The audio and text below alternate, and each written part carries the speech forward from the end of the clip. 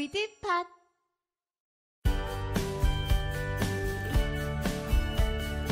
빠숑의 세상 답사기. 안녕하세요, 빠숑입니다.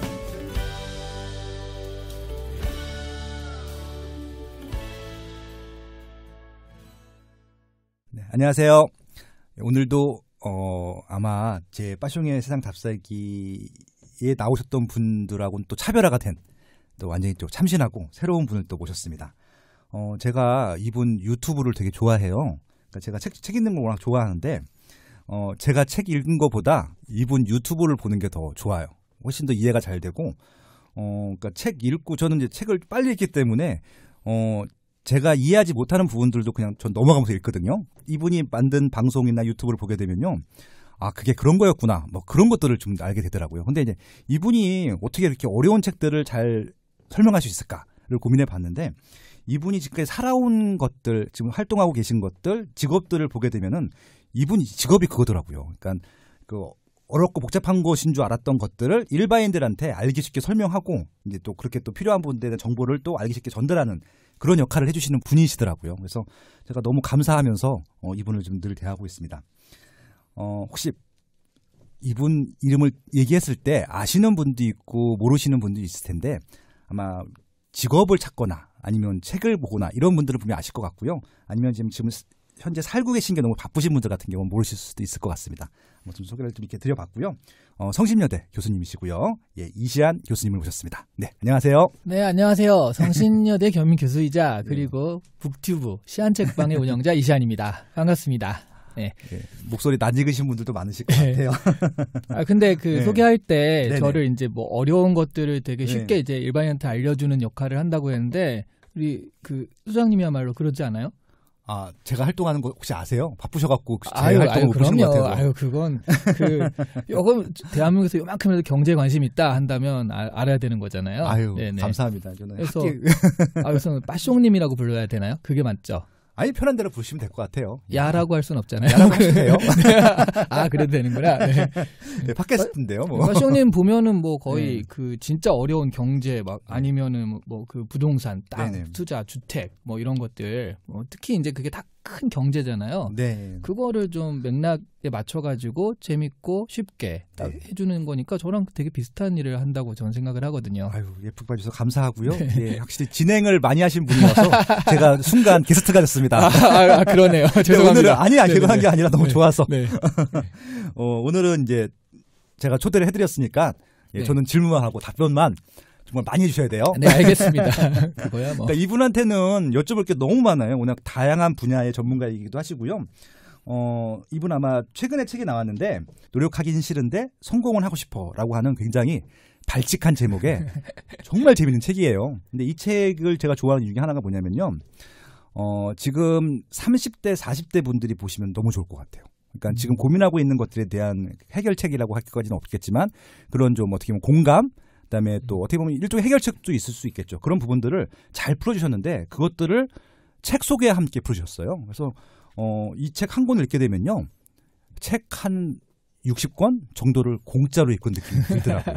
그리고 이거 보신 다음에 시안 책방이라고 있거든요. 네. 시안 읽은 척 책방이라고 하는 게 있는데, 정말 책 읽은 것보다 훨씬 더 효과가 큽니다. 제가 초대 설명드렸지만, 그렇게 해서 아마 이 방송 들으시고 책 읽으시고 시안 책방 유튜브까지 보시게 되면 완벽하게 네. 이 방송을 활용하지 않으실까라고 생각을 합니다. 아마 그렇게 다 하실 것 같고요. 네, 구독 언제든지 환영합니다. 감사합니다. 네. 소개에 보면 16개 직업이 있다라고 말씀하셨어요. 네네. 다 외우실 수 있어요? 못 외워요. 근데 16개란 근거는 뭡니까, 그럼? 그거를 이제 저 책을 출판해야 되니까, 아. 그 김난도 교수님이 저한테 해준 말이, 네. 이렇게 사람 워딩을 소개할 때는 구체적인 수치가 있어야 된다. 확 들어오죠. 네, 맞죠? 구체적인 예. 수치가 있어야 된다 해가지고 뭐가 있을까 했더니, 그러니까 제가 한 일이 많더라고요. 그렇죠. 그래서 세워봤어요. 그 처음에 이거 저거 세워보니까 저도 네. 사실 깜짝 놀랐거든요. 네. 그래서 세워보니까 16개 이렇게 되더라고요. 근데 그 16개 직업 중에서 네. 가장 좀 어떻게 좋아하고 좀 그러니까 그렇게 불렸으면 좋겠고, 네. 가장 좀 애정을 갖고 계신 직업이 뭘까요? 근데 좀 다 비슷비슷해가지고 지금은 제가 이제 제일 관심 있는 거는 역시 그 유튜브 크리에이터 활동이니까. 야, 유튜버. 유튜버 좋은 것 같아요. 초등학생 그 장래희망 5위고 막 그런 거잖아요. 네. 아무튼 지금은 성신여대 경인교수로 활동하고 계시고요. 지금 또 그보다도 더 씨앗책방이라고 하는 엄청난 유튜버. 이게 네. 생각보다 얼마 안 됐는데 네. 후딱 3만이 넘어가시더라고요.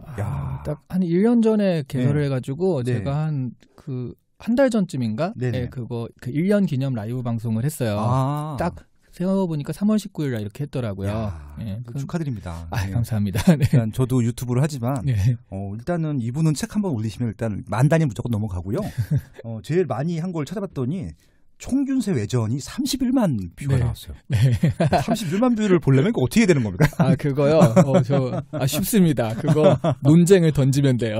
논쟁을 던진 건가요? 네, 그게 예. 총균세가 아니고 총균세 외전이잖아요. 예. 총균세는 오히려 안 될 거고요. 네. 한 10만 조금 안 될 거고. 네. 이게 뭐냐면 총균세 중에 다이아몬드 교수가 마지막에 네, 제일드 다이아몬드가 네, 제일 마지막에 자기 논문 하나 첨가한다 해가지고 네. 일본인의 기원은 어디서 왔는가 그렇죠. 이런 걸 했어요. 네. 근데 보면 이제 한국에서 도래했다 뭐 이런 얘기거든요. 그 얘기만 딱 소개한 거예요. 그랬더니 와 우리나라에 정말 네. 역자랄이라고 그러죠. 네. 역사 잘하는 사람들이 그렇게 많은 줄 몰랐어요. 정말 그 역사 좀 나오고 또 일본 얽히니까 네. 와가지고 댓글들을 엄청 달면서 자기들끼리 논쟁을 쫙 하는데 논쟁을 한 거예요? 네, 네. 계속 논쟁하고 하니까 댓글도 네. 많으니까 또 사람들이 와서 보고 네. 또 거기에 대해서 또 한마디씩 하고 네. 저 장난 아닙니다.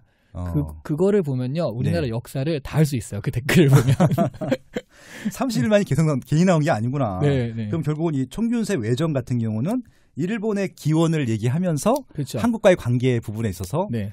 여러 가지 논란이 있을 수 있을 텐데 네. 이 방송을 보신 다음에 거기 있는 댓글들을 한번 쫙 읽어보시면 전문가가 되겠네요. 그냥. 완전 전문가라서 되게 뭐 환단고기서부터 다 나오거든요. 야, 총균세 외전. 그러니까 총균세랑 네. 별도의. 네, 총균세도 원래 딱 해가지고 뒤에 논문 따로 붙어 있어요. 그렇게. 그렇죠. 네. 저희 총균세는 제가 또 다른 팟캐스트를 진행하는데 네. 다독다독이라고 하는 팟캐스트를 진행했었어요. 네네. 근데 이제 거기서 홍추록 박사님이 나오셔갖고 총균세를 설명해 주셨는데 총균세는 기본적으로 사람들이 많이 일단 알고 있고 많이 사죠. 예, 그리고 이제 좋아하는지 모르겠지만 말씀하신 네. 대로 많이 사고 네. 일단은 알고 싶어야 내용을 네. 본인이 책을 갖고 있는데도 불구하고 네. 그냥 알고 싶어 하더라고요. 그래서 아마 그런 좀 그게 궁금증 해소시켜준 책이 아닌가 싶어요. 세스 누군가 하여튼 네. 모두 거짓말을 한다는 책이 있거든요. 저희도 되게 좋아하는 책입니다. 네네. 맞습니다. 거기 보면 마지막에 그런 데이터 분석한 게 있는데 그런 네. 어려운 책을 사고서 네. 사람들이 그걸 완독할 확률이 얼마냐 해가지고 보니까 2%래요. 그럼 98%는 책을 완독 못하는 거죠? 정의란 무엇인가, 총균세, 사피엔스 이런 책들에 대해서 네네. 끝까지 본 사람은 2%밖에 안 된다. 네. 그래서 마지막에 인사 쓰면서 내 마지막 인사도 아마 볼 사람은 2%밖에 안 될 거니까 마음대로 쓰겠다. 막 이렇게 좀 유머러스하게 끝내거든요. 제가 2부에 어떤 걸 요청드릴 거냐면요. 네. 책을 말씀드릴 거예요. 네. 그러면은 이제 저희가 읽은 척을 해야 되기 때문에 네. 한두 줄 문장으로 그 책 내용을 다 정리해 주셔야 돼요. 물론 이런 건 좀 미리 얘기해놔야지 정리를 하지. 알겠습니다. 왜냐하면 제가 저 질문할 게 네. 이미 씨앗책방에서 한 것들만 말씀드린 거기 때문에 네. 한번 방송하셨던 것들이 충분히 가능하실 것 같아서 네. 예, 알겠습니다.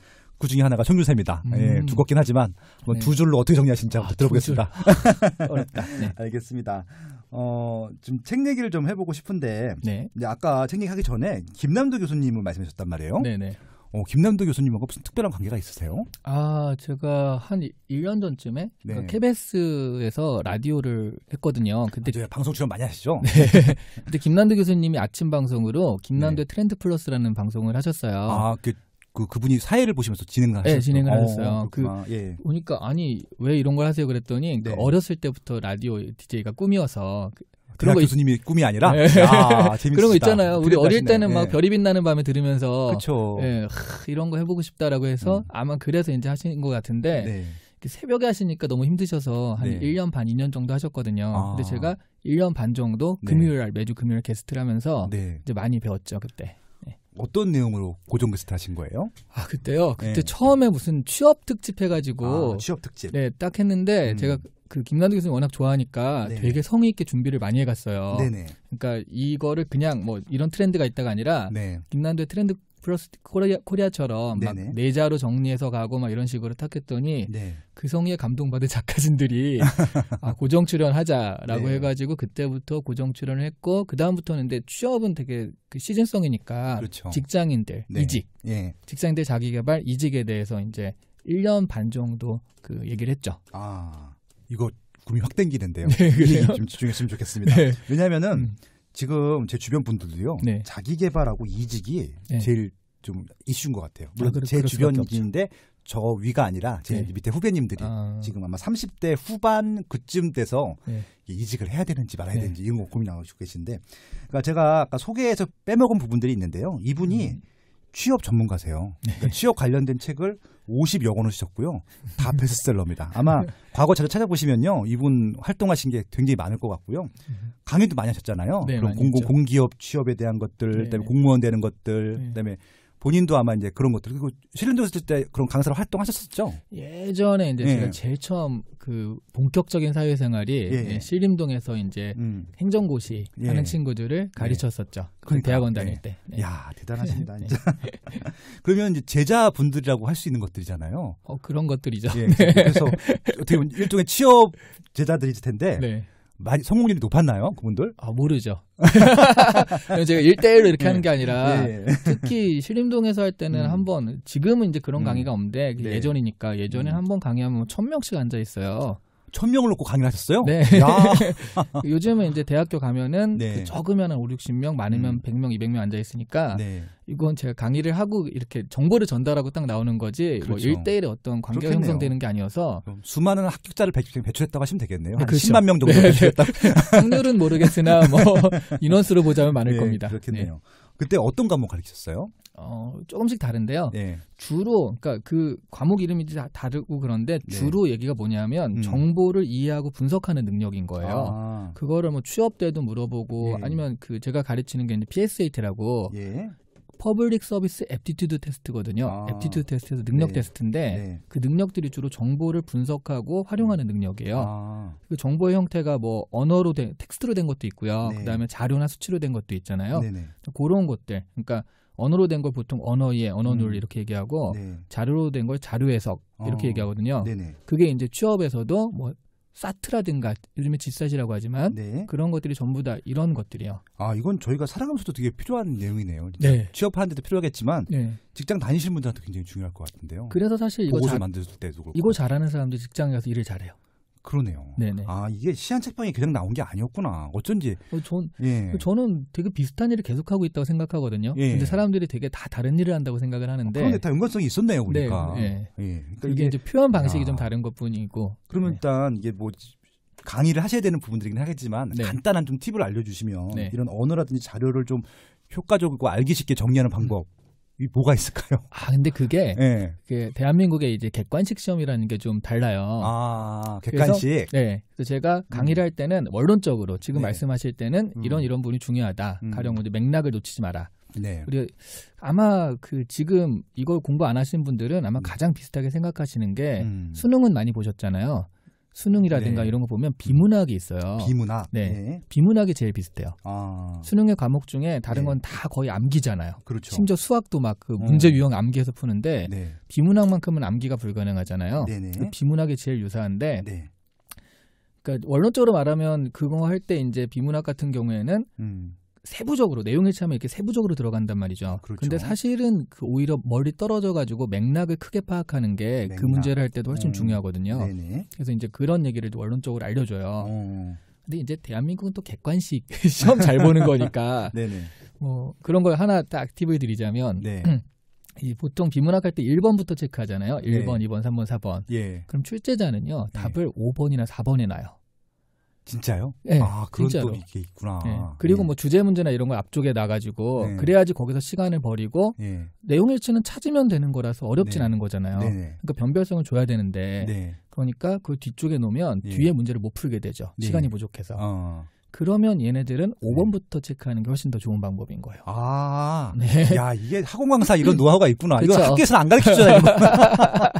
그래서 원론적인 것과 또 대한민국 객관식 시험을 대비하는 것을 같이 이렇게 알려주면 그래서 이렇게 롱런하는 스타 강사가 될 수 있습니다. 야, 이게 괜히 스타 강사 나오는 게 아니구나. 일타 강사. 이게 문제 푸는 요령까지 한꺼번에 하네. 네. 알겠습니다. 네. 그리고 이제 이제 이런 전문가시잖아요. 네. 취업을 할 때 제가 그때 방송에서도 한번 봤던 것 같은데요. 네. 이제 자기소개서 쓰는 것들이 되게 중요하잖아요. 네. 제가 충격을 받던 것 중에 하나가 뭐냐면은, 그러니까 인터넷에 찾아보면 구글링 하게 되면 잘 쓴 자기소개서를 일단 다 다운받으라. 네. 라고 하면서 그거 다 버리라고 하셨잖아. 그렇게 쓰지 말라고. 그래서 전 그거를 벤치마킹해서 열심히 공부하라고 할 줄 알았는데 그걸 다 버리라고 하셨던 말씀을 하셨단 말이에요. 그게 되게 충격적이고 재밌었는데 그게 무슨 말이에요, 이게? 일단 사람들이 내가 구글링해서 찾을 수 있는 건 다 찾을 수 있거든요. 근데 이게 사실 뭐 한 10명 뽑는데 20명 왔다. 그러면 안 겹쳐요. 근데 이제 10명 뽑는데 요즘엔 2,000명 오는 때거든요. 그러니까 뭐 10명 안 뽑죠. 100명, 1,000명 뽑으면 2만 명, 3만 명 오면요. 다 겹치거든요, 그게. 그러니까 이게 어디 합격자소서가 떠들어봤자 내가 그대로 쓰면은 거의 비슷한 게 또 있단 말이죠. 네네. 그리고 또 하나는 보통 그 떠도는 자소서들은요. 말하자면 이걸 보고서 얘가 누군지를 알아야 되는데 누군지 모르겠는 거예요. 그렇죠. 좋은 사람이긴 한데. 그러니까 아마 본인 얘기도 아닐 수도 있으니까 그러네요. 좋은 사람이긴 한데 이 글을 보면서 대강 상이 떠올라야 되는데 뭐 했던 이력이나 이런 걸 보면서 이런 친구겠구나 해야 되는데 안 맞아요. 그게 잘. 그럼 이제 사실은 이거는 말하자면 이제 사기치는 거다라고 인사 담당자들이 판단할 수가 있죠. 네, 그런 여러 가지 것들. 그리고 또 하나는 인터넷에서 떠도는 게 과연 합격자 소설일까? 그렇죠. 그거에 대한 검증이 안 돼 있잖아요. 근본적인 의문도. 왜냐하면 내가 합격한 사람인데 그거를 올릴 리가 없지 않아요? 그렇죠. 네. 그리고 뭐 그 커피 하나 준다고 해서 내 자소서를 공개하는 사람들은 많지 않을 거고요. 그렇죠. 그럼 그 자소서는 누가 만든 것인가? 그 사람은 그걸 합격을 했었지만 나한테도 그거 같은 것인가? 전혀 아니라는 거죠. 그러네요. 갑자기 옛날 대학교 시절에 이제 추억에서 떠오르는데 제가 필기를 되게 많이 해요. 그래서 제가 이제 1학년, 2학년 때 공부를 되게 못해서 학사경고를 펴고 막 군대를 갔는데 그때는 뭐 그게 유행이었으니까 그러니까 선동열 방어율보다 높냐 남냐 해가지고 제가 공부를 진짜 안 했는데 필기만 했거든요. 근데 필기한 것들이 이게 좀 이제 공부를 잘 못하는 사람들 필기법이었었어요. 근데 제가 필기한 사람이 나밖에 없으니까 제 거를 다 돌려보는 거예요. 그러니까 제 실력은 검증하지도 않고 그런 거 있어요. 그런 거 같다는 생각이 들었네. 옛날에 막 복사해서 막 돌려봤잖아요. 그래도 워낙에 꼼꼼하시니까 아마 그거 괜찮았을 거예요. 그러니까 그 똑같은 제 필기를 보고 저는 C를 맞는데 다른 사람들 A를 맞는 거 보고 이게 뭔가 싶었었거든요. 되게 찔리네요. 제가 이제 필기 복사 좀 해달라고 하는 딱 그런 사람이었는데. 알겠습니다. 그러면 이 취업을 하시는 분들한테 보통 어떤 팁들을 주세요? 그때 가실 때 가장 중점적으로 좀 이런 거 준비해야 된다라고 말씀하실 때 어떤 것들을 강조하셨었나요? 근데 그런 거 여기서 함부로 얘기하면 이게 워낙 사람들 많이 드니까 파급효과가 너무 클 것 같은데. 파급효과 하나도 안 큰 게. 그래요? 이거 좀 나이 드신 분들 좀 드세요. 저는 자기소개서 너무 열심히 쓰지 말라고 해요. 자기소개서 열심히 쓰지 말라. 왜냐하면 자기소개서를 쓰는데 되게 많은 시간을 할애하거든요. 그게 거의 전부인 것 같아요. 왜냐하면 취업할 때 보통 1단계, 2단계, 3단계에서 서류가 일단 그런데 우리가 스펙, 뭐 8대 스펙, 9대 스펙 할 때 따져보면 영어 실력, 그러니까 점수죠. 학점, 그다음에 학벌, 어느 학교 나왔는지 뭐 이런 것들이 전부 다 서류 통과를 위한 거예요. 그렇죠. 그걸 넘어가면 이제 뭐 필기 시험을 본다든가 면접할 때는 그게 오히려 없어지니까. 그렇죠. 그럼 우리가 스펙들은 전부 다 서류 통과를 위한 건데 이거는 다 준비를 해놓잖아요. 그렇죠. 그럼 마지막에 지원할 때는 딱 자기소개서에 걸게 되니까 자기소개서 하나 쓰는데 너무 어려워하니까 우리 친구들이 막 자기 혼자 자신이 없잖아요. 그러니까 이제 뭐 강남 오피스텔에 가면 그거 막 첨삭해주는 사람도 있고 그렇거든요. 자기소개서만 해주는 사람들 되게 많아요. 맞아요. 필해주는 사람도 있고요. 맞아요. 그래서 몇십만 원 받으면서 그게 지금 중학생 애들도 학교 갈 때 그걸 써주고 그렇죠. 고등학생 애들도 대학 갈 때 써주고 취업할 때도 써주고 그 스카이캐슬의 그 쌩님, 김쌩님 그런 분들이 자소서 막 사실 봐주고 그러신 분들인데 근데 저는 적어도 취업 과정에서는 그런 부분들이 왜냐하면 인사 담당자가 이게 몇만 장이 오고 막 그러니까 이걸 다 체크하기도 힘들고요. 또 하나는 또 특히 공기업이 많이 그런데 스펙 초월인 데가 많아요. 스펙 초월. 스펙 초월? 네. 스펙 없이 그냥 와서 네. 서류는 웬만하면 다 통과시켜줘. 이런 게 되게 많아요. 네네. 그래서 필기 시험에서 기회를 많이 주고 필기 시험으로 가르거든요. 네네. 그러면 공기업 같은 경우는 반 정도가 그렇거든요. 네. 자소서를 안 보죠. 그러네요. 자소서 쓰라고는 해요. 근데 보진 않아요. 그렇죠. 거기 어차피 필기 시험을 볼 거면 자소서는. 네, 그러니까 서류는 넣으면은 내가 지원하면 통과되는 거라서. 네네. 근데 자소서는 3,000자 써야 되는데 네. 그 학생들이 굉장히 부담스러워하며 막 이렇게 쓰거든요. 그래서 저는 그거는 좀 빨리빨리 쓰고 그리고 이제 가능한 한 많이 지원해서 그런 필기 시험 기회를 많이 가져라. 오히려. 네, 그게 이제 확률이 더 좋다라고 얘기를 하죠. 아, 역시 실전 팁이 나오네. 그러니까 이게 자소서 때문에 먹고 사시는 분들한테 좀 죄송하지만. 그러니까요. 네. 죄송하지만 네. 저도 이제 신입사원 면접을 보게 되면 이제 뭐 그런 말씀들 서류 부분 이제 그런 뭐 스펙을 보는 부분들이 있고 그다음에 자기소개서 부분들이 있고 그 기타 등 부분이 있는데 네. 자기소개서는 이제 면접 볼 때 내가 그분들한테 질문을 해야 되니까 그쵸. 그때 참고적으로 질문하는 것들로 네. 물어보지 그것 때문에 당락을 결정한 적은 없는 것 같네요. 그러니까 그러네요. 그 자기소개서에 대한 신뢰감도 사실은 그러니까 이런 것도 우리 다 알고 있으니까 이걸 잘 썼다고 해서 정말 좋은 사람일까 뭐 이런 것도 있고 그리고 또 못 썼다고 해서 또 면접을 보면 굉장히 좋은 사람도 있잖아요. 그렇죠. 그래서 자기소개에 대한 신뢰감도 좀 낮은 상태거든요. 그러면 보통. 자기소개서보다는 면접이 더 중요한가요? 면접에 갈 수 있으면요. 면접에 갈 수 있으면. 근데 이제 많이 서류에서 떨어지고 막 그러니까 그게 이제 중요하게 부각을 했는데. 일단 서류 전부 최근에는 이제 스펙 초월, 블라인드 채용 이런 것들이 좀 늘어나면서 기회를 많이 주니까 이제 이런 게 가능해진 거예요. 네. 그럼 면접을 좀 잘 보는 노하우가 있어요? 아, 이거 갑자기 취업 방송부터. 저는 사실은 면접을 제가 봐서 떨어진 적은 없는 것 같아요. 그렇죠. 네, 저는 말씀을 또 잘하시고 면접을 봐서 떨어진 적 없는데 보통은 제가 떤 적도 별로 없거든요. 그러니까 내가 이 사람한테 잘 보여야겠다라고 생각을 한 적은 별로 없고 가가지고 그냥 얘기를 한다. 그런 태도를 되게 좋아하더라고요. 보통은. 그러니까 이 사람이 나한테 궁금해할 만한 게 있으니까 질문할 거고. 그렇죠. 그럼 나는 궁금해할 만한 걸 답변을 해주면 되는 거고. 얘기를 한다. 대화를 한다. 야, 그것도 굉장히 중요한 태도고 매너고 팁이네요, 진짜. 그래서 제가 저번에 무슨 방송에서 그런 면접관들 되게 많이 모여있을 때 또 그 MC가 이렇게 물어봤어요. 그때 김태진 씨인가? 하여튼 MC였는데 아니, 면접 잘 보는 요령이 있나요? 그래서 갑자기 그래서 저는 이 면접은 떨어졌다 생각하고 보시면 됩니다. 와우. 이 면접에 있어서 내가 저 사람한테 어떻게든 잘 보여가지고 꼭 합격해야겠다 생각하니까 내가 할 말을 안 하고요. 저 사람이 마음에 들 만한 말을 하게 돼요. 저 사람이 무슨 말을 좋아할까? 그러니까 이게 내 말이 아니잖아요. 그렇죠, 그렇죠. 그러니까 이 사람이 또 원하는 말이 내가 생각하는 거지 또 이 사람이 원하는 말도 아닐 수도 있잖아요. 맞아요. 그러니까 정말 이도저도 아닌 거예요. 네네. 그래서 그게 너무 합격하고 싶은 사람 마음이 강하니까 그런 거잖아요. 그렇죠, 그렇죠. 그러니까 떨어졌어 이거는 어차피. 그럼 난 저 사람은 뭐 오늘 못 보면 저 사람은 옆집 아저씨니까 남이죠 그냥. 이렇게 떨 필요도 없잖아요. 네네. 그러니까 어차피 난 안 가도 그만이야 생각하고 하면은 내 말을 하게 되고요. 네네. 그럼 보통 면접관들은 그런 사람을 찾거든요. 똑같은 사람이 아니라 왜냐하면 지금 200명째 보고 있는데 그렇죠. 똑같은 사람 지금 190명을 만났고 10명이 좀 다르단 말이죠. 맞아요. 그 사람들을 보게 되니까 이게 굉장히 좋은 말씀 해주셨네요. 그래서 떨어졌다 생각하고 그냥 대화하듯이 하면 좋겠다는 거죠.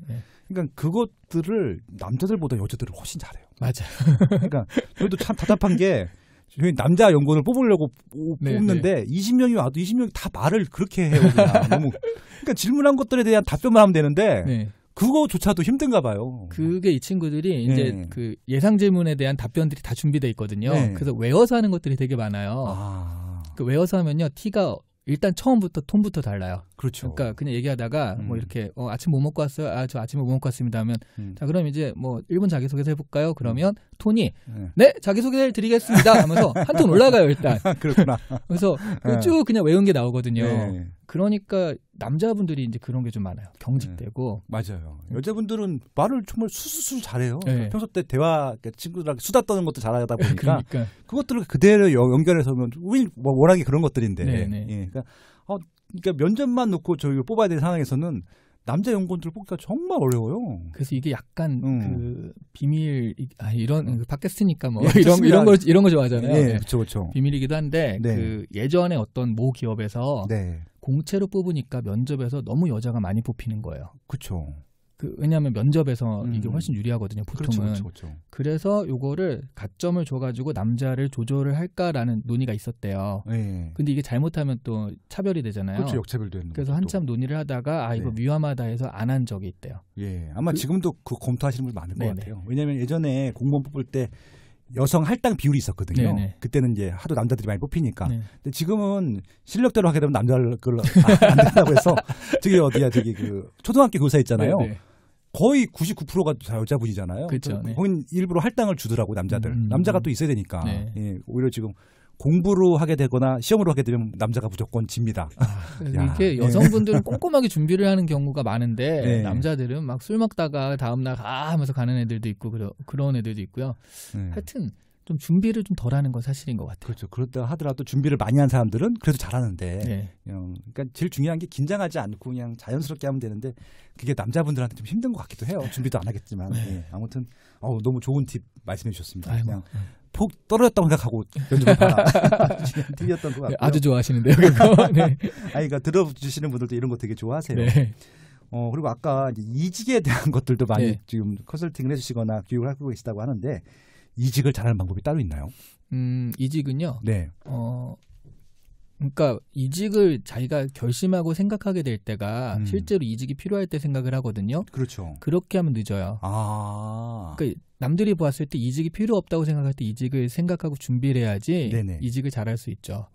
왜냐하면 이직을 생각할 정도로 지금 몰린 상태거든요. 그렇죠. 회사에서 입지도 작고 네네. 하는 일도 그렇고 그때 내가 선택할 수 있는 건 굉장히 작거든요. 맞아요. 예. 근데 이제 지금 뭐 너무 잘 나가면 저렇게 잘하는데 라고 했을 때 그때는 내가 선택의 폭이 굉장히 넓어요. 예. 그래서 타이밍이 그 지금 생각하는 것보다 앞쪽에 있어야지 그래야지 성공적인 어떤 커리어 로드맵을 그릴 수 있지. 그렇죠. 주도권이 나한테 있어야지 이직할 때 조금 더 자신 있게 제안을 할 수도 있고. 이건 나갈 게 확정돼 있으면 그냥 아무데나 또 막 그냥 그렇게 할 수도 있겠구나. 진짜 그러네요. 그리고 이직에 몰려 있을 때 어디를 가야 되면 되게 안 좋은 데도 가야 되는 경우가 있거든요. 맞아요. 그 나쁜 선택. 근데 이거는 필요 없네요. 저는 뭐 안 해도 돼요. 라고 했을 때는 정말 골라서. 근데 이제 이런 거 있잖아요. 어떤 제안이 왔을 때 이거 할까 말까 하다 거절했단 말이죠. 거기서 한 단계 더 좋은 제안을 줄 때도 있어요. 그 뭐 연봉부터 시작해서 여러 가지 얘기들을. 뭐 그랬을 때 근데 내가 정말 급하면 그걸 덥석 받을 수밖에 없잖아요. 그렇죠. 근데 그렇지 않고 놔두면은 그러니까 치즈버거를 준다고 해서 뭐 조석 받았는데 저 배불러서 안 먹어 했더니 나중에 디럭스 치즈버거를 갖고 온단 말이죠. 그래서 이제 그런 부분, 그러니까 이직이라는 걸 고민하기 시작하기 이전에 하셔야지 정말 좋은 이직을 할 수 있다라고 말씀드릴 수 있어요. 그러니까 좀 잘 나갈 때쯤 내가 또 이거 그때 또 준비를 해야 된다는 말씀이신 거죠, 그러니까. 사람들이 잘 나가면 이게 영원히 지속될 줄 알고. 그렇죠. 취하죠. 어깨에 힘들어가고 막 그렇게 되죠, 맞아요. 뭐 일반 보통 사람들도 연예인들 욕할 때 막 그런 거 많이 하잖아요. 지가 언제까지 톱스타인 줄 알고. 우리도 똑같거든요. 맞죠. 언제까지 지금의 상황과 이게 지속되진 않거든요. 지금 젊음이 지속되지 않는 건 당연한 거잖아요. 맞죠. 그러니까 그렇지 않았을 때 어떻게 할 것인가를 생각을 해야 되는데 사실 그런 니즈는 또 있어요, 다들. 근데 막상 생각하라고 하면 또 잘 안 하죠. 그러네요. 나중에 좀 시간을 갖고 뭐 휴가 가서 좀 생각해 보려고 하는데 휴가 가서 전혀 생각 안 하거든요. 차라리 출퇴근 시간에 생각하는 게 많지. 그러네요. 평소 때 그러니까 그렇게 인생을 좀 이렇게 좀 잘 사시는 분들 보면은 늘 이렇게 열고 있었던 게 미리미리 다 해놓으니까 그런 것 같기도 해요, 보니까. 얼마 전에 그 제프 베조스 아마존 CEO가 어떻게 그렇게 일을 많이 하세요라고 이제 인터뷰를 받았는데 자기들은 4-5년 전을 살고 있대요. 그러니까 4-5년 후에 이런 걸 할 것이다라고 하니까 2-3년 후의 계획 같은 경우는 그 안에 들어가 있잖아요. 그렇죠. 남들이 보면 1-2년 보통 우리가 할 때 1년 단위로 계획 세우잖아요. 많이 회사에서는. 그렇죠. 근데 4-5년을 하고 있으니까 그럼 사실 지금 버려야 할 것과 집중해야 될 것도 굉장히 분명해지고. 그래서 지금 말씀하신 대로 좀 앞쪽을 바라보며 사시면은 좀 잘 사시는 분들의 요령이 아닐까 싶더라고요. 지금 굉장히 좋은 말씀해 주셨네요. 진짜 4-5년 아마존 같은 경우는 4-5년들을 보고 미리 살고 있다. 버려야 할 거랑 집중할 거. 야, 이게 정말 중요하고 필요한 것들을 알겠는데 지금 말씀하신 대로 진짜 1년 계획도 아닌 것 같아요. 저희는 그냥 당장 할 것만 하고 사는 것 같아요. 그렇죠. 오늘 점심이 뭘 먹을까가 이제 최고의 고민이고. 그러니까 저도 부동산 그런 거 강의할 때 똑같은 말씀을 드리거든요. 네. 이게 최소한 5년 이후, 10년 후에 청사진을 그려보라고 말씀드렸는데 지금 단기적으로 움직이는 것들은 신경 쓰지 말라고 말씀드렸는데 이게 다 통하는 게 있네요. 그러니까. 그렇죠. 네. 아우 너무 좋은 말씀 너무 감사해요. 네. 알겠습니다. 책을 지금까지 몇 권 내셨어요? 책 낸 거요? 네. 사실 그거는 사실 제가 정확하게 세워보진 않았거든요. 야, 그냥 얼마나 많이 했으면 세워보진 않았을까. 근데 사실 제가 한 3, 4년 전쯤에 어디 신문이랑 인터뷰를 하는데 그때 한 50권 정도 됐었고요. 그래서 한 10권 나와서 지금 한 60권의 책을 냈다라고 하고 있죠. 야, 그럼 지금 인쇄로도 굉장히 많이 들어오시죠? 아닙니다. 그중에 그 대부분은 한 8, 90%는 그 수험서 같은 거라 그거는 이제 시즌이잖아요. 그렇죠. 그거 지나면 이제 없는 거니까 그렇습니다. 알겠습니다. 제가 지난번에 이제 그 문제적 남자라는 프로그램에서 이제 처음 뵀었었는데 거기 보면 이제 뇌생남이라는 그런 표현으로 설명을 해주셨다고 하더라고요. 그래서 설명을 했었습니다. 본인이 왜 뇌생남이라는 그런 평가를 받게 되셨다고 생각을 하세요? 처음에 문제적 남자 기획을 그 PD랑 저랑 같이 했었어요. 아, 그래요? 네. 그래서 그 컨셉도 그때 정했었고 뇌생남, 뭐 문제적 남자 뭐 이런 거 했었고 그러다 보니까 그리고 또 제가 그 맨사 막 그런 거라서 그렇죠. 약간 그때 이제 처음에 문제적 남자 할 때는요. 그러니까 연예인들 나오고 그다음에 이런 저희 같은 전문가 집단이 따로 이렇게 설정돼 있어요. 캐릭터로. 그래서 했었는데 한 10회 정도 하니까 일반인들 나오니까 사람들이 안 본다 해서 잘렸고 저희는 그러니까 그때 저희 캐릭터 중에 하나가 이제 그런 거였었어요. 그래서 그 뇌생남이라는 캐릭터가 너무 좀 신선하게 다가왔었고요. 그래서 말씀하시는 것들이 아까 말씀하신 것처럼 기존의 상식들하고는 완전히 반대되고 들어보면 맞아 그게 맞는데 이런 느낌을 드는 말씀들 많이 해주셨거든요. 그게 그냥 타고난 머리 때문에 그런 것 같아요. 맞아요. 맨사 지금도 회원이시죠? 맨사는 조건이 어떻게 돼요? 이거 시험을 보는데 IQ 그때 시험 봐서 IQ 148 이상이 148, 나오면 맨사 자격 조건이 되는 거죠. 이 시험을 봐서 들어가야 되는 거예요? 어떤 활동들을 하나요? 안 해요. 그냥 소속만 되는 거예요? 난 맨사다 막 이런 거 해가지고 초창기에는 그래서 좀 많이 그런 것 때문에 했었는데 요즘은 하도 활동들 안 하니까 원래는 좋은 머리들을 봉사활동에 쓰자라고 해서 만들어진 단체래요. 영국에서 처음 만들었는데 그래서 맨사라는 말도 둥근 탁자 이렇게 좀 평등 막 이런 거 해서 했는데 한국에서는 약간 그런 봉사 이미지 많이 퇴색이 돼가지고요.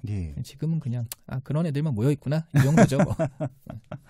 그러니까 다 잘나신 분들이셔서 아마 자기 활동하기 바쁘실 것 같긴 해요. 제가 이제 요즘에 이제 거의 안 만나는데 예전에 만나본 결과 이 머리 좋은 친구들이라고 인생을 잘 사는 것도 아니고 공부를 잘하는 것도 아니고 근데 공통점은요 있더라고요. 어떤 건가요? 산만해요. 다들 집중을 못하고요. 특히 뭐 10명 모여서 회의하는 건 불가능하고 다 딴 얘기하고 그래서 와 진짜 산만하다.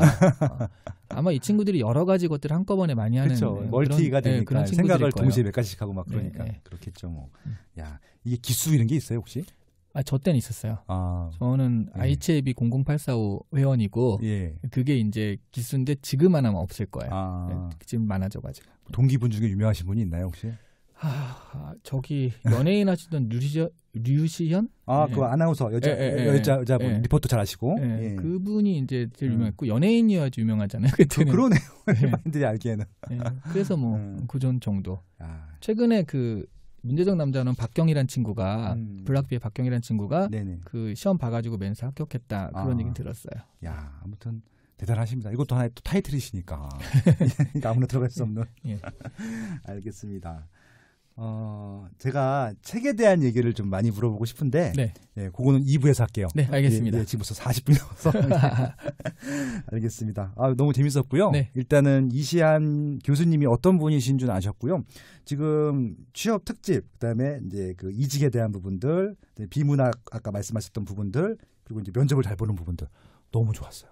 감사합니다. 그러니까 이게 아마 기존에 이런 말씀해 주신 분이 거의 없었을 텐데 아마 들어보신 분들은 많이 도움이 될 것 같습니다. 그래서 방송에서 저를 게스트로 되게 좋아해요. 아마 다른 방송에도 아마 게스트로 나가실 것 같아요. 느낌이. 알겠습니다. 그럼 1부 여기까지 하고요. 또 2부에서 뵙겠습니다. 고맙습니다. 네, 감사합니다. 대한민국 대표 팟캐스트 플랫폼 팟빵에서 가장 자신 있게 추천하는 특강 대한민국 부동산 투자의 정석을 소개합니다. 대한민국 최고의 부동산 전문가 파숑 김학렬 소장의 명품 강의입니다. 대한민국 부동산 투자의 정석을 들으면 무엇을 할 수 있을까요? 부동산 시장을 제대로 이해할 수 있게 됩니다. 어떤 지역, 어떤 상품의 수요가 많은지 알 수 있게 됩니다. 적정 가격이 어느 정도인지 알 수 있게 됩니다. 궁극적으로 어떤 부동산을 사야 할지에 대한 확실한 의사결정 인사이트가 생길 것입니다. 총 5강 강의 중 1강은 무료 맛보기 강의입니다. 1강을 먼저 들어보시고 결제하시면 됩니다. 딱 책 한 권 가격으로 명품 부동산 특강을 여러 번 반복해 들을 수 있습니다. 파숑의 대한민국 부동산 투자의 정석, 여러분의 부동산 지식을 2단계 올려드릴 참 좋은 강의입니다.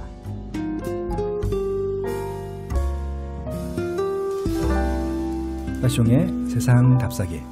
안녕하세요, 파숑입니다. 파숑의 세상 답사기.